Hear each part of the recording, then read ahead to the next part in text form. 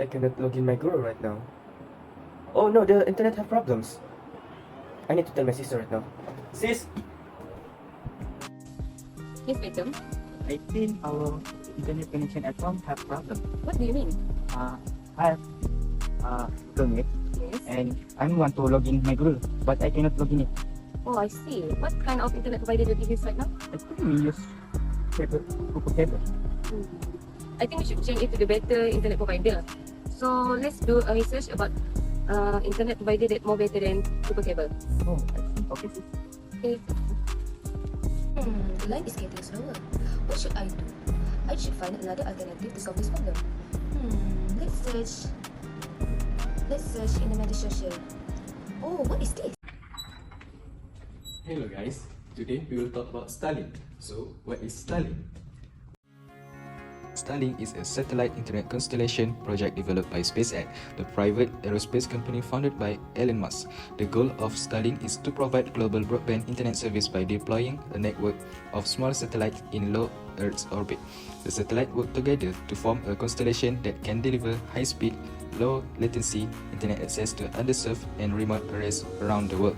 Difference between Starlink and broadcast satellites. Next, let's start by clarifying the difference between a television satellite dish such as this one and the Starlink ground dish, which Elon Musk dubbed as Dishy McFactface or Dishy for short. TV dishes use a parabolic reflector to focus the electromagnetic waves, which are the TV signals sent from broadcast satellites orbiting the Earth at an altitude of 35,000 kilometers. TV satellite dishes only receive TV signals from space. They cannot send data. Dishy, however, both send and receive internet data from a Starlink satellite orbiting 550 kilometers away. While the Starlink satellite is 60 times closer than TV satellites, it is still an incredible distance to wirelessly send a signal, and thus, the beams between Dishy and the Starlink satellite need to be focused into tight, powerful beams that are continuously angled or steered to point at one another. Compare this to TV broadcast signals which come from a satellite the size of a band and whose signals propagate in a wide band that covers land masses larger than North America. Table-sized Starlink satellites, however, need to be in a low Earth orbit to provide for 20 millisecond latencies, which is critical for smoothly playing internet games or surfing the web, and as a result, their coverage is much smaller, thus 10,000 or more Starlink satellites, all orbiting at incredibly fast speed in a low Earth orbit, are required to provide satellite internet to the entire Earth. Internet-based connection. Huh? Hi guys, what is fiber optic? So fiber optics or optical fiber refers to the technology that transmits information as light pulses along a glass or plastic fiber. A fiber optic cable can contain a varying number of glass fibers from a few up to a couple hundred. Another glass layer called cladding surrounds the glass fiber core. The buffer tube layer protects the cladding, and a jacket layer acts as the final protective layer for the individual strand. Fiber optic cables are commonly used because of their advantages over copper cables. Some of those benefits include higher bandwidth and transmit speeds. Fiber optics is used for long-distance and high-performance data networking. It is also commonly used in telecommunication services such as internet, televisions, and telephones. For example, Verizon and Google use fiber optics in their Verizon Fios and Google Fiber services, respectively providing gigabit internet speeds to users. Fiber optics transmit data in the form of light particles or photons that pass through a fiber optic cable. The glass fiber core and the cladding each have a different refractive index that bends incoming light at a certain angle. When light signals are sent through the fiber optic cable, they reflect off the core and cladding in a series of zigzag bounces following a process called total internal reflection. The light signals do not travel at the speed of light because of the denser glass layer, instead traveling about 30% slower than the speed of light.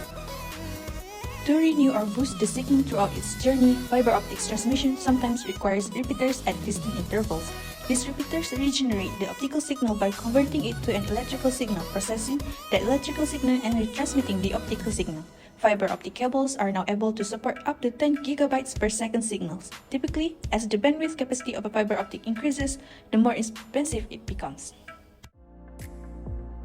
Hi everyone, today I want to talk to you about a pretty cool topic that has been buzzing around the internet lately, the difference between Starlink and the fiber optic. Now, I'm not the one that expert, but I have done my research to bring you the lowdown of these two internet technology. First, let's talk about speed. When it comes to speed, both Starlink and fiber are pretty impressive. Starlink promises to deliver super fast internet speed with up 1 gigabit per second anywhere in the world. That means you can stream your favorite show, play online games, and video chats with your friends without any lag. Even with you're in the middle of nowhere. Fiber optic, on the other hand, can also offer blazing fast speed, sometimes even faster than Starlink promises. It's all boiled down to your location and the infrastructure available to you. Next, we go through the availability.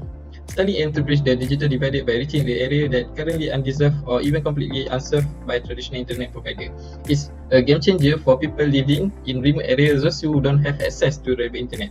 Fiber optic, on the other hand, has been around for a while and is more widely in the urban or suburban area. So if you're living in the city, chances you will have more options when it's come to fiber optic. Another important factor to think about is latency. Latency refers to the time it takes for data to travel from your device to the destination. When it's come to gaming or making video call, low latency is crucial. Fiber optic has the edge in this department, providing lower latency to satellite based on service like Starlink. However, Starlink has made a great start to reducing latency thanks to its constellation of the satellite profile in low orbit.